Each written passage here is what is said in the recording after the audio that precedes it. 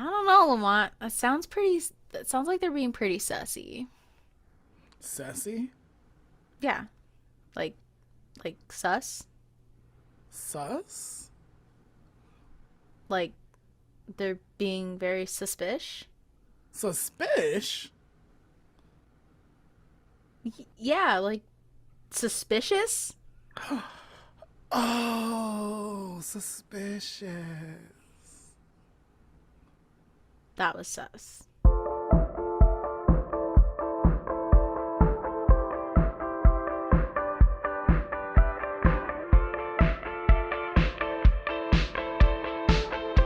I'm Lamont, and I'm an ever changing vessel. And I'm Leah. I'm starting to learn that change is not that scary. And you're tuning into the The Lamont Lamont N and Leah Leah podcast. podcast. Hey guys, so we are in the second part of November. November is also known as National Inspiration Role Model Month. Interesting. Yeah. So who's your role model, Leah? Myself. I have a couple.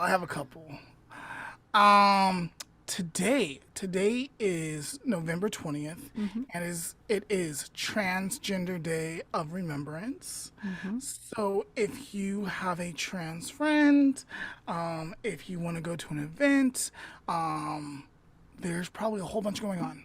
It's a Mm-hmm. great time to just go and remember people, learn names, learn stories, join the community. I encourage you to do that. And if you do want to learn more about what it is, and maybe, have some questions answered, we did do an episode last year for Transgender Day of Remembrance. We'll link it in the show description, of course. I think we need to do another one. I feel like we answered a lot of really important questions, but I think a lot of people have more questions. So maybe next year or maybe sometime later in season 3. Little teaser right there. We will bring that up again. All right. Another thing that stood out, of course, was November 24th, which is Thanksgiving. It's Turkey Day, guys. Food. So let us know what some of your favorite Thanksgiving traditions are. Let us know what you're thankful for. This is a great time of year. It's probably my second favorite holiday because of family and food. Really? It's very low down on my list. I Really? don't like Thanksgiving Day. It's just a pregame for Christmas. Christmas? I'm a Christmas person. Um, which brings us to November 25th, Black Friday. Please be careful when you're shopping out there. People can be Hmm. crazy. And hold on, shout out to November 26th, which is the day after Black Friday, is Small Business Saturday. Make sure to support your local small businesses or the online small businesses. I know there's a lot of us who have them, including us. And it's good to support your local people. It supports your local economy. So that brings us around to November 29th, which is National Day of Giving. That's the day where you can just give back your time, donate to a shelter, work at a soup and kitchen. There's lots of different things you can do. Hmm. Which brings us to our final date that stood out, December 3rd. Let's Hug Day. So I think Leia is either got to drive to me or we got to drive to Leia so we can give each other a hug. We'll meet halfway. We'll go Nina meet in Valley Mall. No, we'll go meet in Retchie Canyon Oh Lord, with the that's the only way to donkeys. die. We'll hug with the donkeys. Oh my goodness. Today on the Lamont and Leah podcast, we are looking at shifts in time regarding customs, values, and beliefs. Cool. We have invited back our friend, YouTuber, and author of The Spirit, the Scribe, and the Journey, John Pearson. Always good to hear from John. And speaking of John, he's here, so let's go let him in. Let's go get him. All right. Welcome back, John. Thank you. It's good to be back. I've missed you Yes. guys. We've missed Oh, you thank you. too. We missed you Yeah. too. Uh, Would you please take a moment to reintroduce yourself to our listener and viewer audience? sure. I'm John Pearson. Um, I grew up in Dayton, Ohio area, and have done a lot of strange things in my life that make people think I'm weird. But other than that, what I'm doing now is the work thing day to day. I'm a product analyst, and I do YouTube stuff on the side, stories from my faith journey, and happily married to wife Marie, who's an award-winning artist locally, and so on. So um, still like to hack around on a guitar, play some heavy metal stuff. Uh, Anything else think I need to share? No, I that sounds think, great. yeah, I think that sounds great. I'm also weird, so it's okay. Yeah. I think we're um, Yeah. all a little bit weird. I know, right? We should do a whole episode on what the heck does normal even mean, because You know, I'd like to know. You know? back in my partying days, back in the 70s and early 80s, I used to tell people, I'm the person my parents warned me about. Right? Yeah. All Uh, right. So, are you guys ready to jump into our main topic today? All right, let's do do it. it. Okay, so today I want to kind of focus on how we have shifted through time and our thoughts, our beliefs, our behaviors, our customs. Um, it's even more relevant now because of things that have been going on in the media, like entertainment media realm. So, like Leigh and I had planned this for a while, but like I thought this was really relevant to bring up. So, this is what happened. I was at Friday Night Magic, and a friend of mine who is a white guy. You need to explain what Friday Night Magic is, because people are gonna be like, "That sounds very sexy."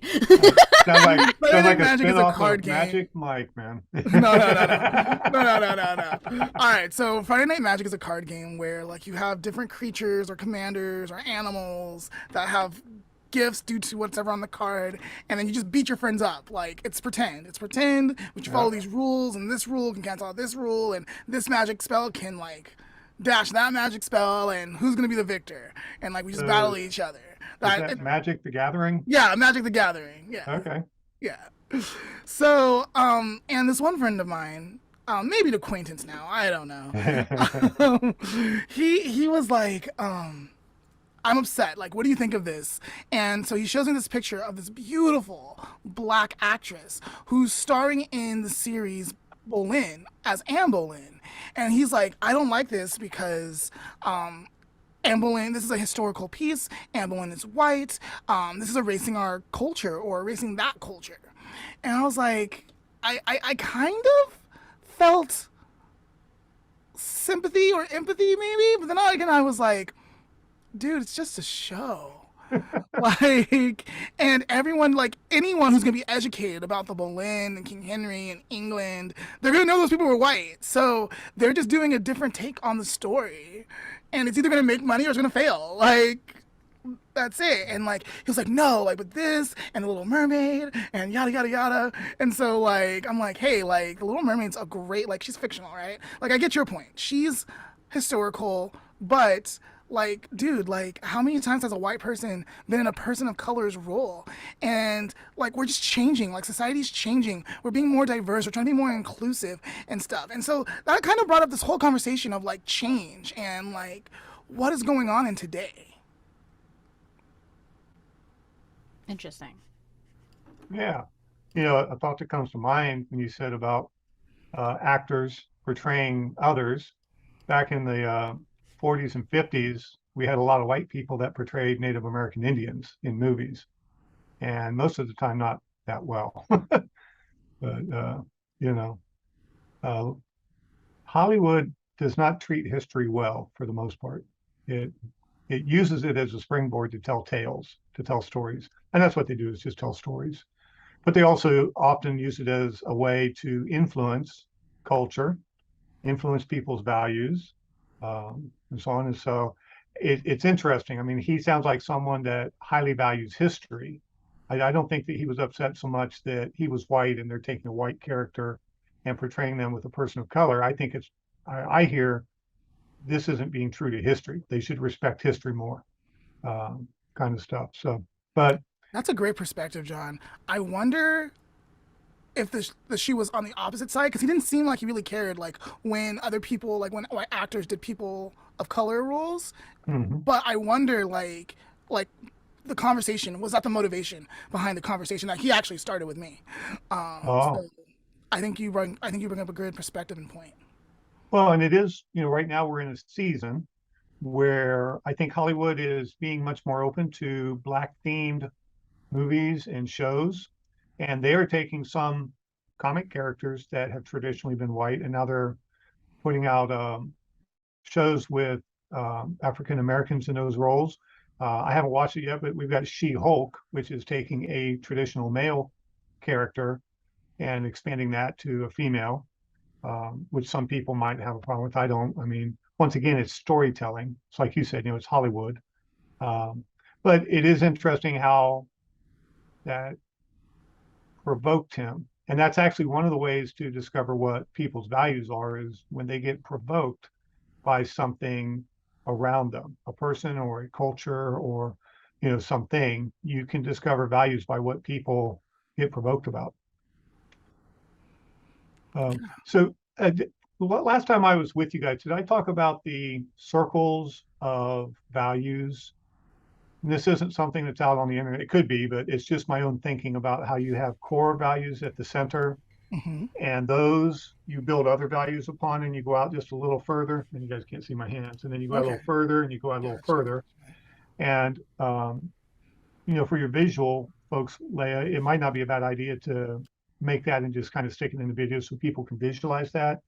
But when it comes to values, people have core values that they just hold on to. Like, I highly value truth. And so myself, when I find somebody um, doing something that misaligns truth, or trying to think of the right word, where they fudge around with it or something, that can bother me, especially like historical things. And Hollywood portrays a lot of historical things in an untruthful way, and then people believe that. People think Right. that's the truth. But anyway, in these concentric circles, at the very center you have your core beliefs, and then when you go out one layer, you have beliefs or values that are built upon those core, and then the next ring out you have things that are built upon those, and you have some that are looser, that necessarily aren't built on the core, but they're some value that you hold, but not as tightly.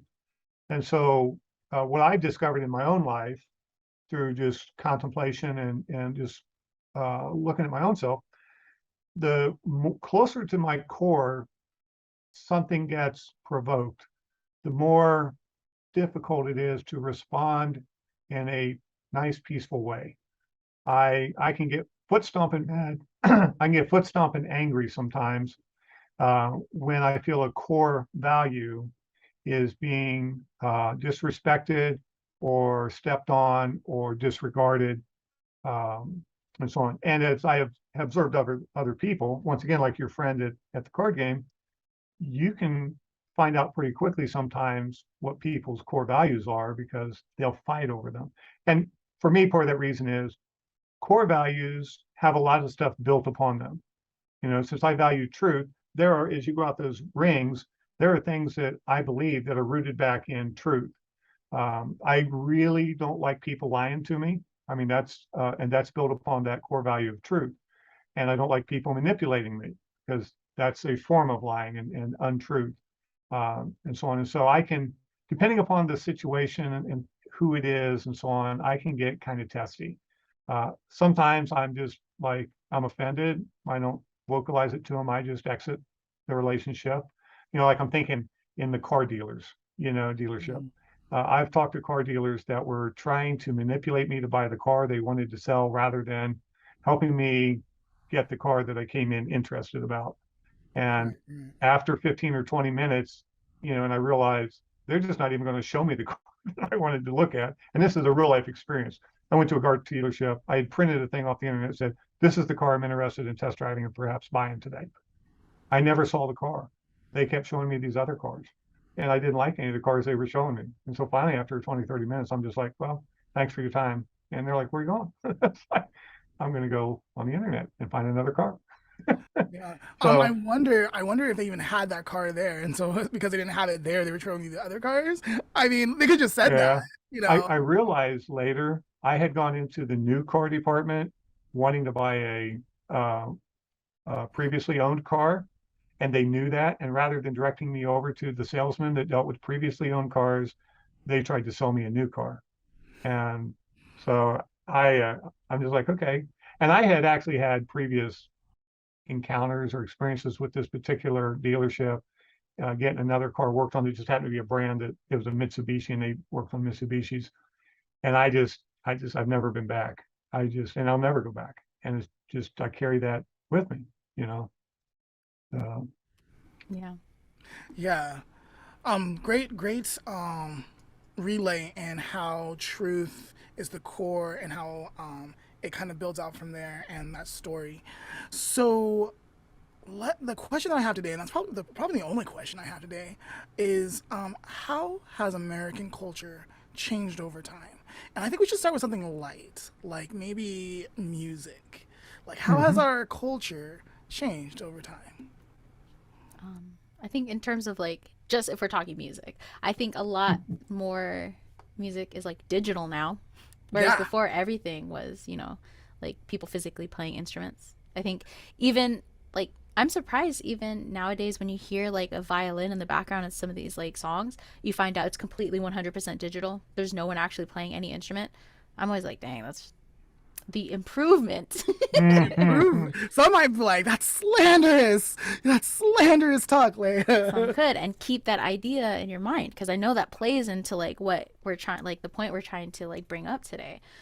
Well, an interesting twist on that, Leia, is in the late 80s through the mid 90s, um, studios were able to begin using um, computers to capture sounds and then use MIDI devices Mm-hmm. to do things with that. Yeah. And so they were paying musicians to come in and just play a piece.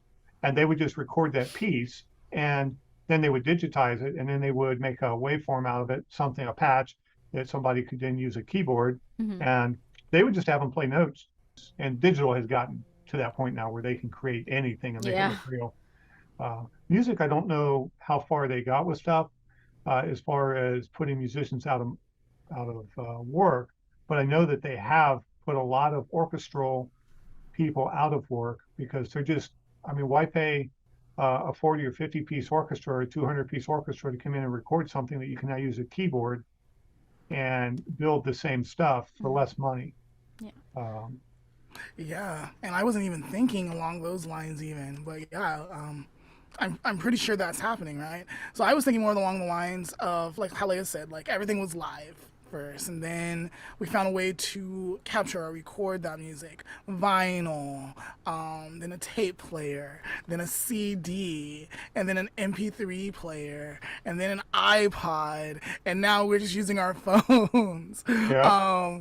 Yeah, so I think in the last episode, um, never mind. Anyways, Well, and the first one that they actually did that you didn't mention was player pianos in the Yeah. 1800s.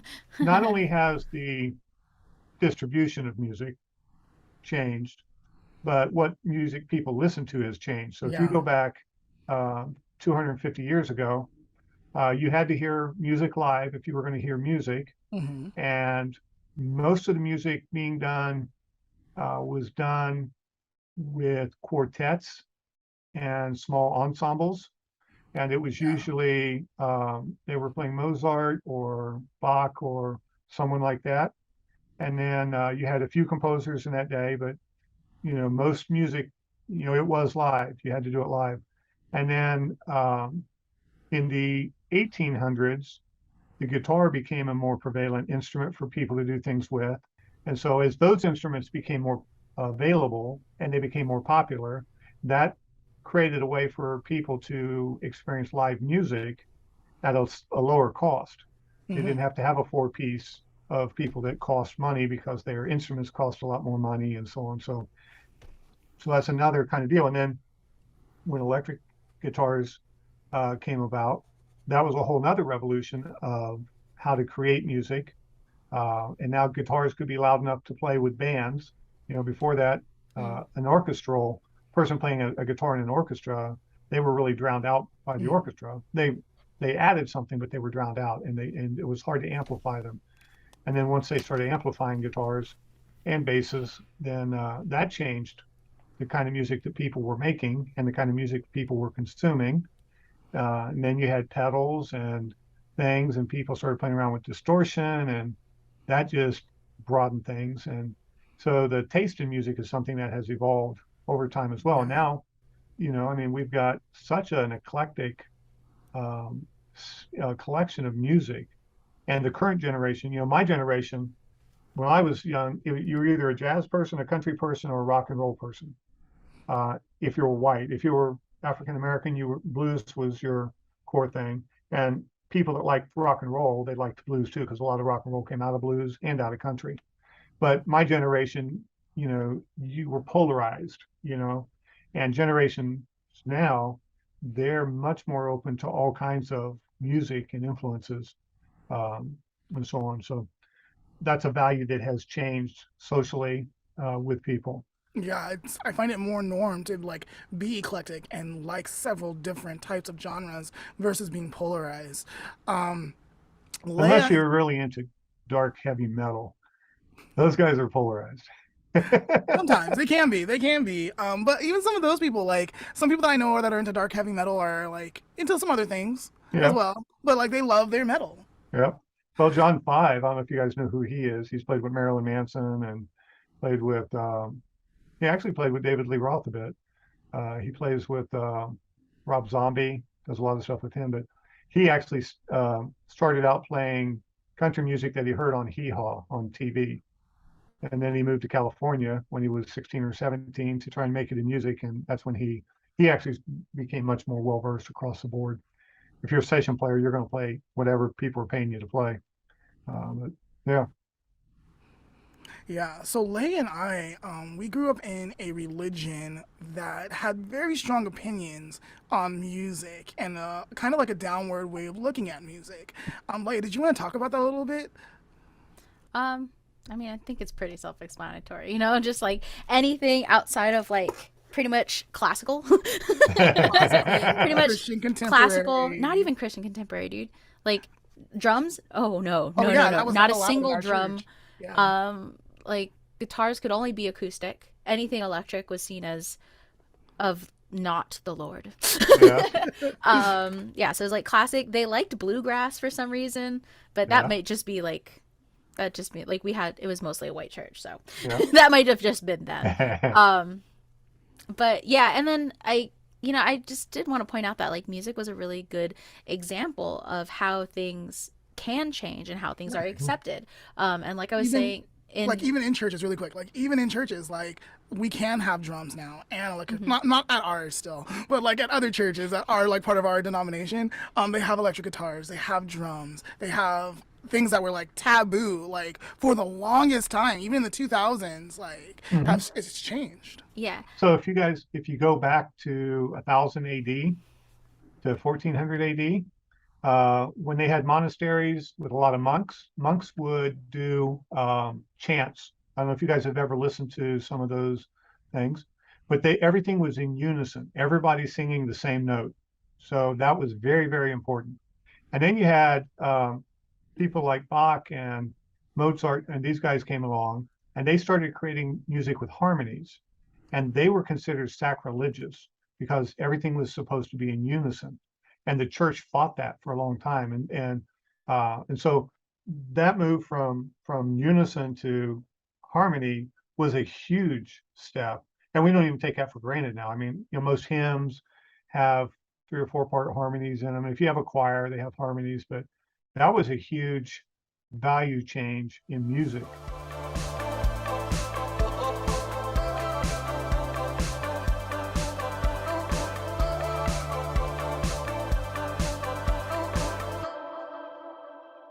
So music was a great example of how things have changed over time and how they have progressed over time and how we see things that may have been like negative in the past as they're more positive now.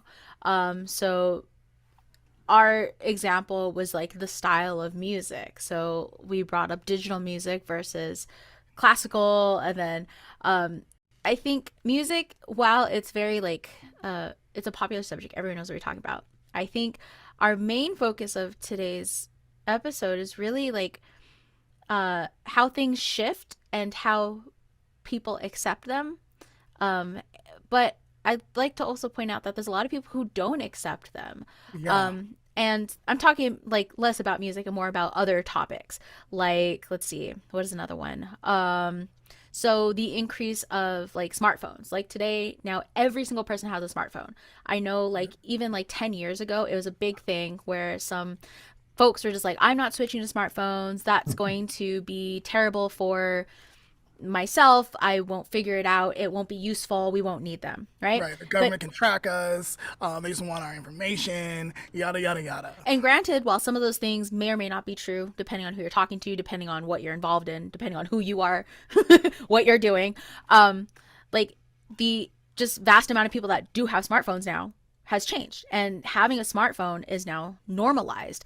Other things that are would be like same-sex marriage. Like nowadays, at least in America, it's very prevalent. I think I'm not 100% sure, but I think almost all the states now have Yeah. In like 2016, I want to say, yeah. it was declared like in all 50 states that it is legal to have same-sex marriage. Yeah, and so if you talk to someone who was alive in like say the 60s, I've seen videos of like couples who have been together, older couples who are just like I could have never imagined that this would be okay, you know? Um and it just brings up, and then of course we know a lot of people who are not okay with it still. And there's other things like women having jobs, women not being home like makers, but instead having being career professionals, whereas their spouse may be at home being the homemaker. So I guess the question would be like, what, like, is this good for us? Would be my question. Like, I know I have my own personal opinion on the matter, but like, are these changes over time where something that was negative, quote unquote, becomes something positive, quote unquote?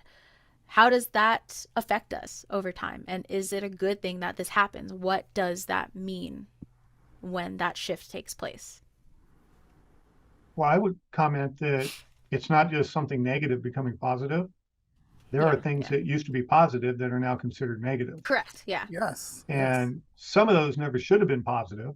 Right. And some of the positive things that we have now, I'm not sure are really positive, but they're accepted. They are Mhm. things that are normative in culture. Yeah. You know, one of the things we have now, you know, the word cancel culture, and that's a whole nother conversation. But if That you is a look at the whole history, over there. yeah, if you look at the history of the United States, there's always been a cancel culture. It just depends upon who the dominant culture is and what they value and what they disvalue, which that kind of ties in with what you're saying, Leah, and that there are things that if you go back 50 to 75 or 100 years, it was considered a highly negative thing, and now it's a positive thing, or now it's accepted, and so on. And you know, one of the phrases I've heard my whole life is the only constant is change.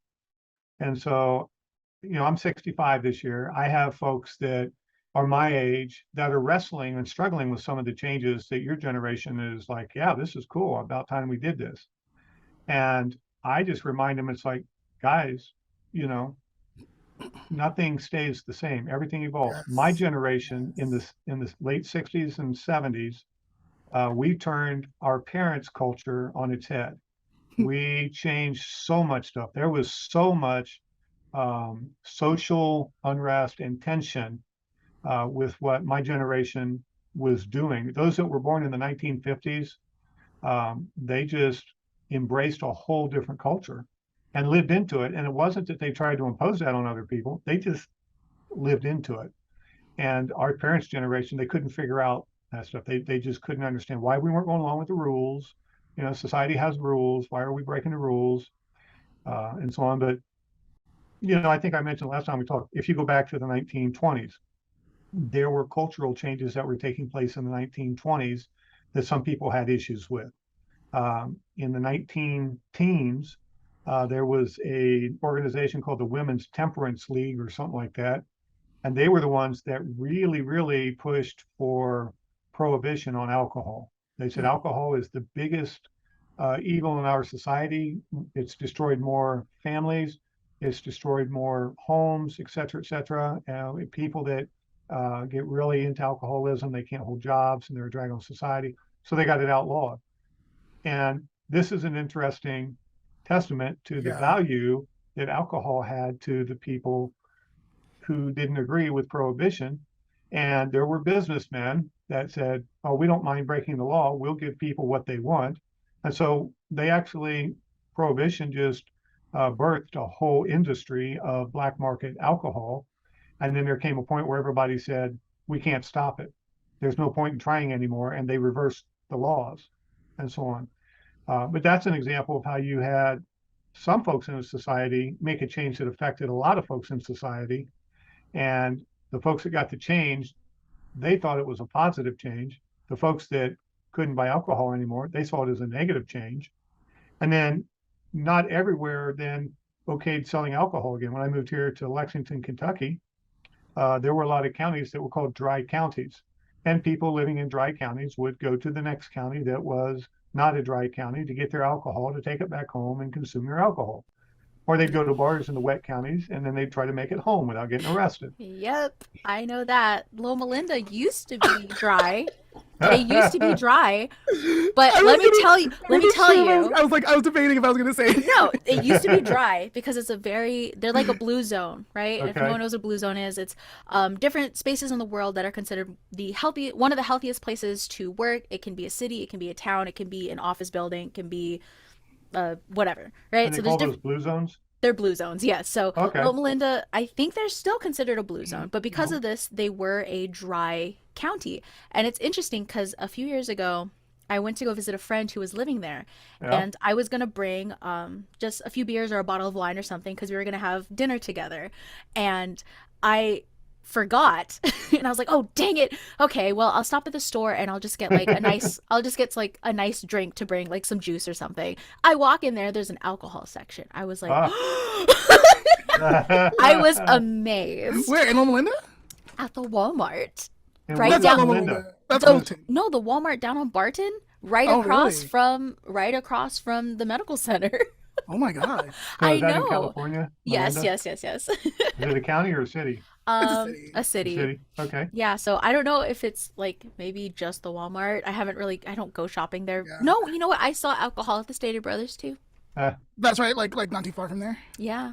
So Okay, you know, so maybe they're no longer a blue zone. they are still a blue zone, but I think alcohol is not. See, there's another Prohibited? shift. Yeah. I think people are more aware of like alcoholism and what is an appropriate amount to drink. I like at least the people who I've observed and the people I know personally, most people are aware of like, okay, well. So So I don't when know you, if that has changed, but yeah, when you said blue zone, Mhm. what I heard in my head then was blue laws. Hmm. And in Kentucky, there were what they called blue laws, which were laws rooted back in earlier times. So it used to be that stores couldn't be open on Sundays. And, Mhm. I mean, even gas stations and stuff couldn't be open Yeah. on Sundays. And so that was a blue law. And then they started easing that up, well, if you're near a highway, you can be open, if you're a gas station and stuff because of Mhm. people traveling. But that's a shift that has happened here in Yeah. Kentucky is that Sunday is no longer considered a sacred day Yeah. in terms of um, stores being open and Mhm. so on. It's still like that in Germany. Is it? Yes, the some restaurants will open for the morning, Okay. at least in like high tourist areas, Hmm. and some of the convenience stores will be open just in the morning so people can grab a few little things here and there, but pretty much just everyone go home, Yeah. rest, go on a hike, go walk. Yeah, that was interesting to me. Yeah, Yeah. in France, since we're talking about like this really quick, it is illegal to work on the weekends. So people do not work on the weekend in France. So everything Interesting. shuts down on the weekends? I think so. I think a lot of businesses do shut down. Wow. That's Very interesting. interesting. Yeah, that's very interesting.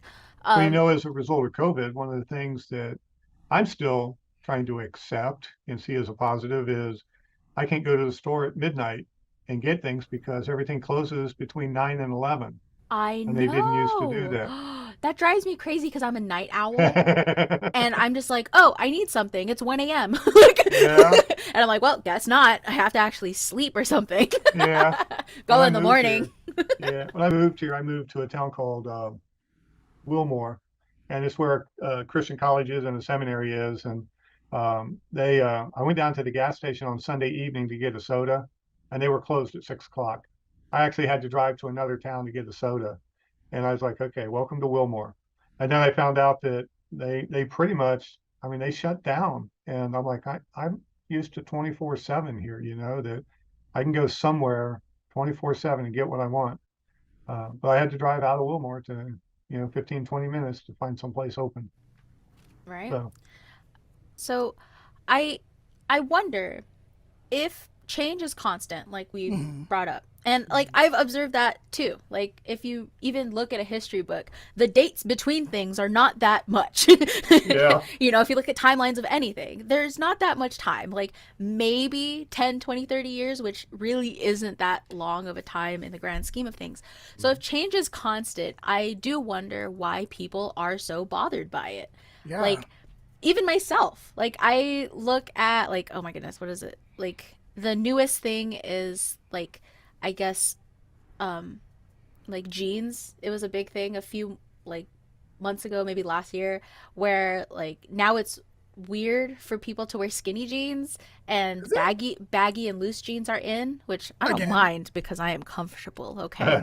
But like people were up in arms about, like, well, I love my skinny jeans, da da da da da da. Please wear your skinny jeans. Just wear whatever you want. That's a whole Yeah. other that's right. thing. Like, just do what you want. But I'm curious why you guys think people are just so uncomfortable by things changing when it's very obvious that things constantly are changing. I think people just have a need to complain. I think it's part of the human condition. Like, I think that's something that is inherent in us, that we just have a need to complain. What do you think, John? There's a Billy Joel song coming to mind. He has this line. He says, "What's the matter with the clothes I'm wearing? Don't you know that your tie is too wide?" And so in the late '60s, early '70s, wide ties were the fashion, and Yep. then they went to real skinny ties and And stuff. then we But went even skinnier in the 2000s. They're yeah, like this tiny. yeah. So actually, in terms of change, um, there is change people can be a part of initiating, and there's change that they're not part of initiating. And people tend to flow with the change that they are initiating much easier than the change someone Yeah, else is initiating. good point. Yes. And so, and the other thought too is there are areas where change does happen slower. So, New York, I mean, they talk about the New York minute, that's about 10 seconds. Things change all the time, very much in New York. And that's constant. I mean, if things don't change, you wonder what's wrong. You're looking for the new stuff. I was talking with a friend this week who lives in a farming town northwest of Dayton, Ohio, about 40 minutes. And they're still complaining about cashiers in the grocery store being replaced by self checkout. And I posted a thing a year ago and said, well, you realize there used to be this thing called the horse industry that existed because the way that you moved things and the way you got around was you hitched a horse to Yeah. your wagon and then you went somewhere. And in 1911 or something, they finally started manufacturing automobiles. And then in the 1920s, they just really started. And then all these people got put out of work because there was no need for horses anymore. And when Yeah. you think about the trickle effect, it wasn't just the horses. It was people who took care of the horses. It was the people that shoed the horses. It was the people that provided hay for the horses. It was people who provided tackle for the wagons and stuff. And then you weren't moving the wagons anymore. So the wagon makers, they either adapted and started making wagons with electric motors, or they went out of business. And so, and so you had a whole bunch of people that were not part of making change happen, but that change radically changed what people did for a living, and the industry and just all these businesses, they either adapted or they went out of business. Same thing with watches. Up until the 1970s, Switzerland was the world's leading watchmaker. And then they figured out a way to use crystals to power wristwatches. And the people in Switzerland said this will never catch on. And now Switzerland is no longer the predominant watchmaker in the world. There's all different kinds of ways now to make watches, and Switzerland didn't keep up. And then the same thing with cameras.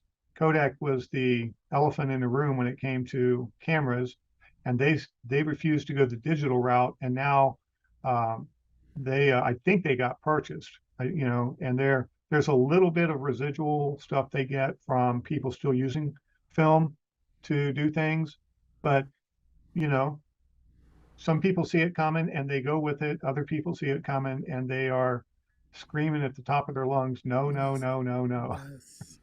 Yes. Um, Me, I took this test once. It's a personality kind of test called Strength Finders, and it measures your cognitive thinking, which is not your intelligence, but your gut level. You just react this way or that way. And one of mine was called adaptability. And so I've been blessed with the ability to just flow with whatever comes my way. Change is, I like change and I like initiating change, but, the job I have, company I work for, they got bought 2 years ago, and I've been through a lot of change at work, but we've lost 50% of the people we had because they couldn't adapt to the change. They just couldn't deal with Mm-hmm. the fact that now you have a different boss and you have to do things a little differently than you did before, Mm-hmm. and so on. Yeah. But initiating change, most people flow with that. When you're not initiating change, a lot of people end up struggling with that when it's imposed upon them. Yeah. That's a really great point. Um, I know I in the last few years I've been trying to embrace change a lot more because I was also someone that when something would change, I would just lose my mind. Not angry, just anxiety. Okay. Yep. Not an angry person, just very anxious about stuff changing. You But had some insecurities related to that. yeah. Yep. Just yeah, who doesn't? But I guess yeah, just being comfortable and being secure in something can be the idea of change can just be extremely threatening.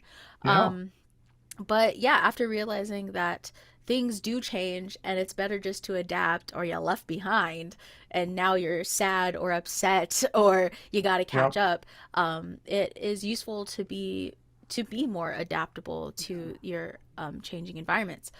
John, since you said that you're more like you're an adaptable person, do you Hmm. have any like sort of advice for people who may be threatened by change or and want to become more adaptable to things that are changing?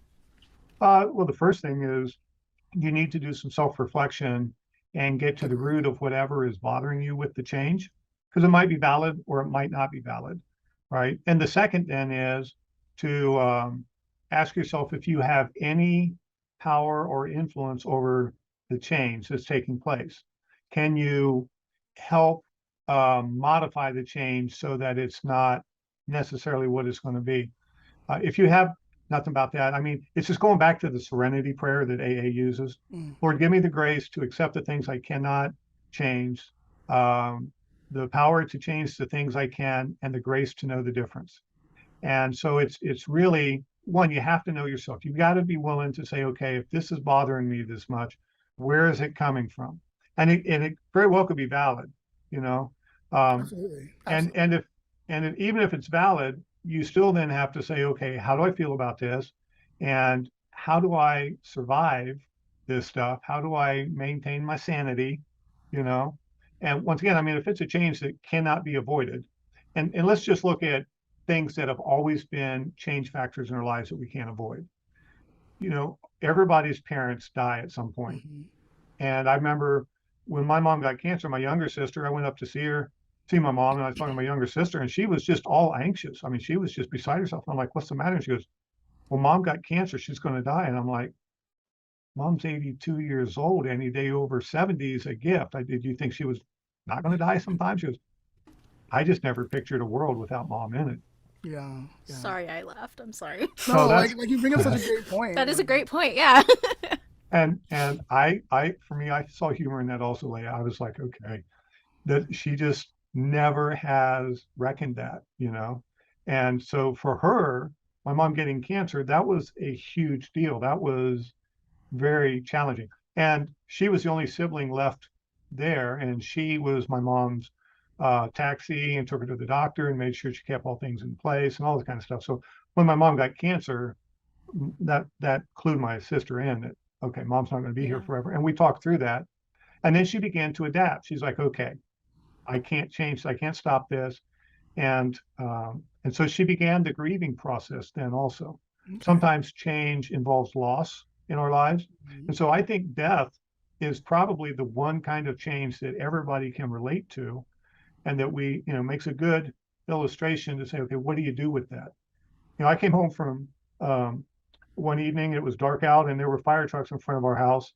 And as I walked up to the house, I saw firemen in my bedroom. And my sister was outside and I said, what happened? She was, well, the house got hit by a lightning bolt and it went down the corner of the house, caught the corner of the house on fire down in the living room. And then it was working its way back up.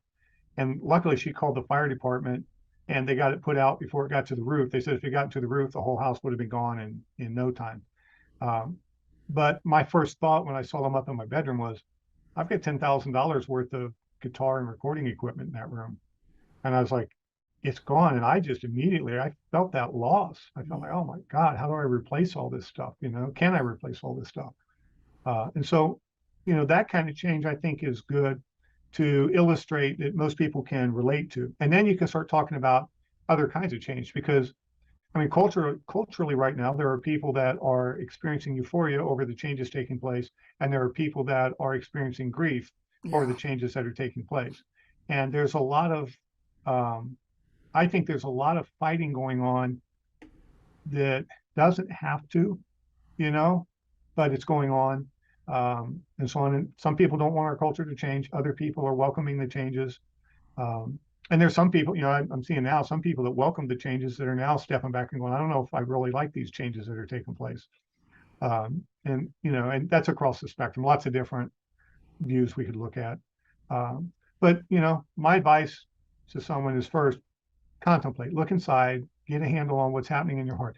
If you can't do that by yourself, call Lamont up because he does that with people for a living. If I understand correctly, you help people. Mainly children, but one day I'm back in my MFT program, my MFT LPPC program. So maybe one day soon, Yeah, yeah. I can like totally work with people. And that's not maybe, that is. And but what I'm really saying is find a close friend that will listen. You don't Yeah, need somebody to tell you what's up and what, how to deal with it. What you need is somebody first that's just going to listen to you because there's something about talking your stuff out loud to somebody else that clarity comes to you. Lamont, you probably see this with folks.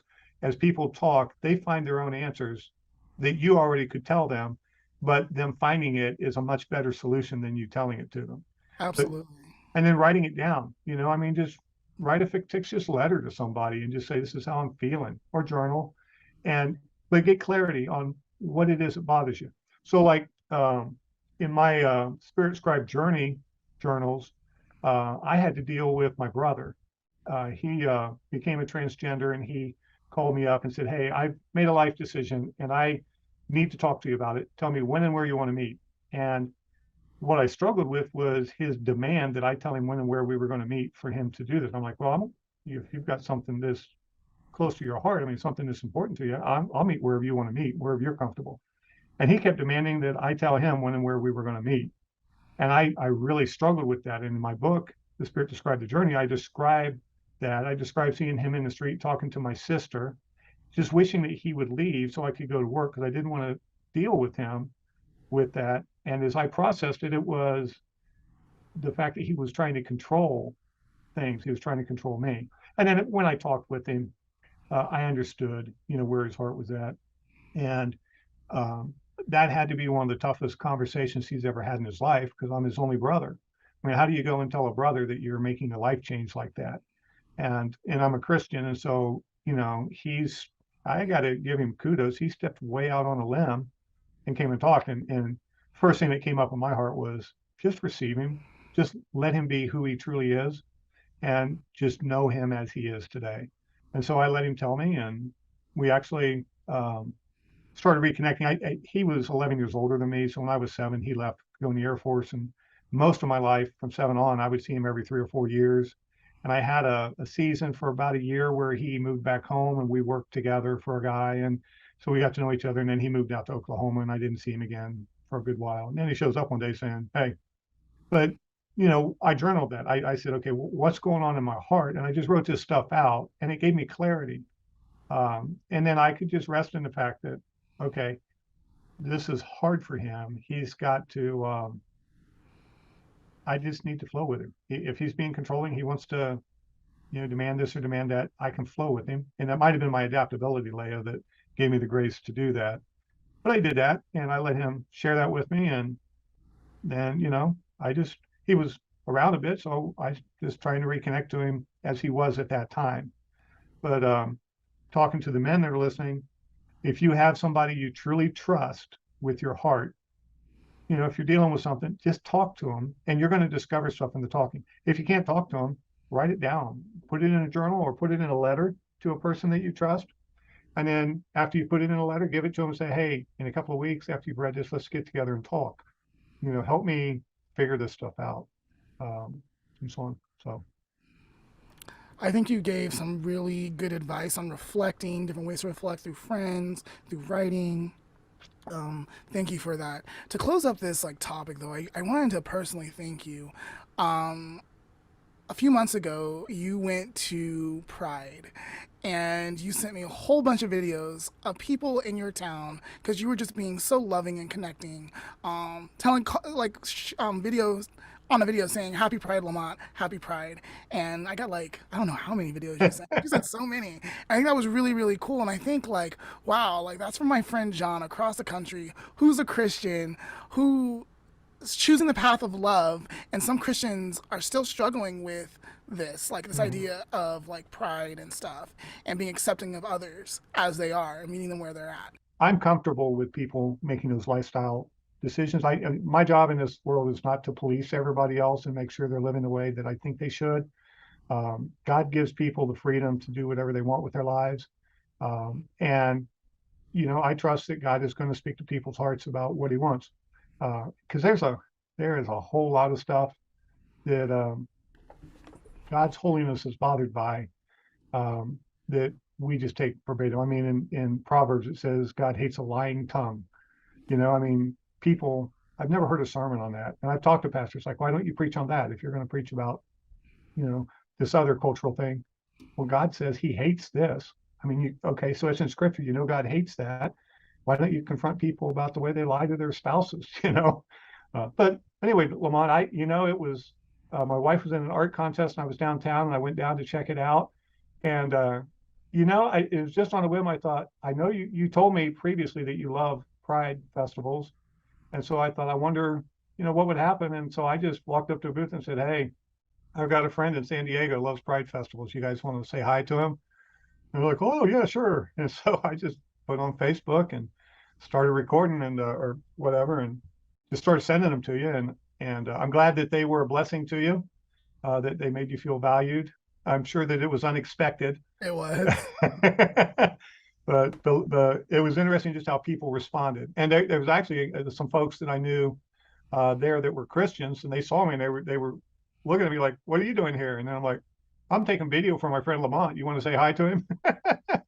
And so it was interesting just seeing what was going on and seeing where people were at and stuff. And there was a lot of stuff going on. They had yeah, but anyway, I'm glad it was a blessing to you. Yeah, so thank you. And then, John, thank you again for coming on to our podcast once again to talk with us about this very important topic. If people wanted to get a hold of you and want to talk to you about this subject or any other subject, what would be the best way for them to contact you? So on my website, b4eternity.com, that's the letter B, the number 4, eternity.com.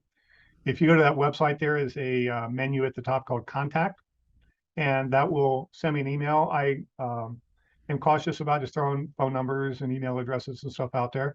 And so Of I course. created that as a way for people to connect. And then when I can trust somebody, I'll go further with them. And then also I'm on Facebook. I mean, people can message me through Facebook. I prefer that people would, if they do that out of the blue, that they would say, "Hey, heard you on Lamont and Leah's podcast," and so on. But yeah. Excellent, excellent.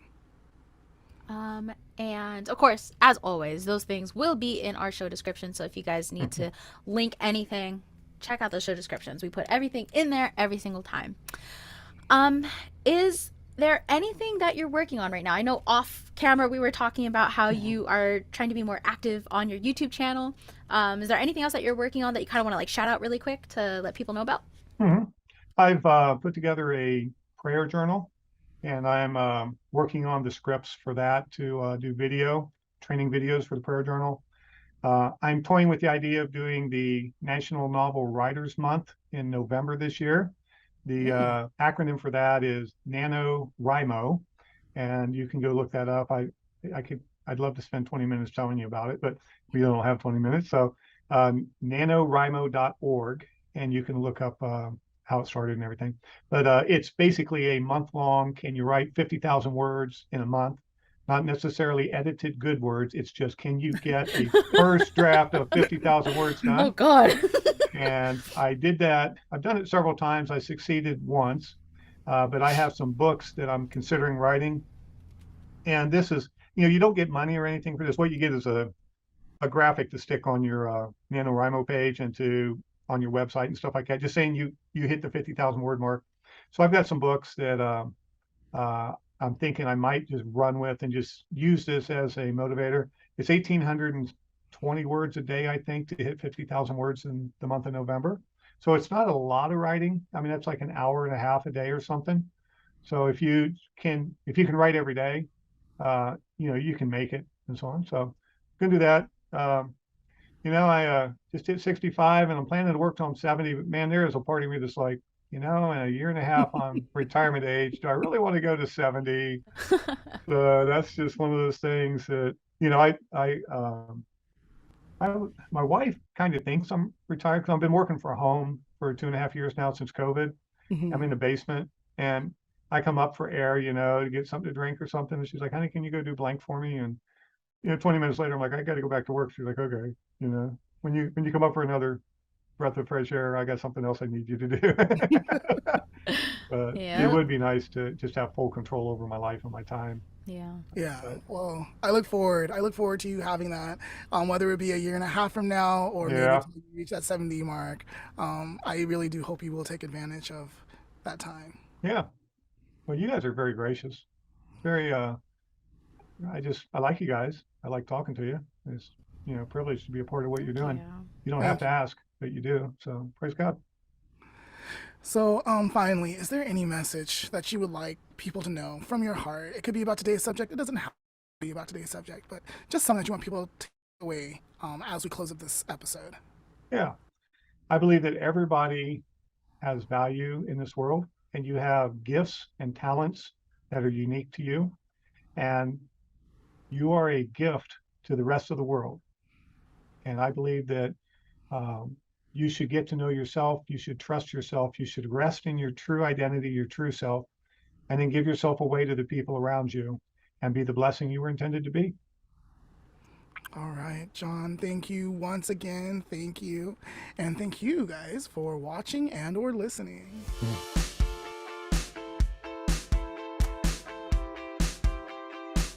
Today's life lesson is change is inevitable. Change is a force that always pushes things forward. Whether you're comfortable with it or not, things will change. And preparing yourself for that change helps you to better equip for the future. So, how will you prepare yourself? What will you put in place? Think about it. And that is today's life lesson.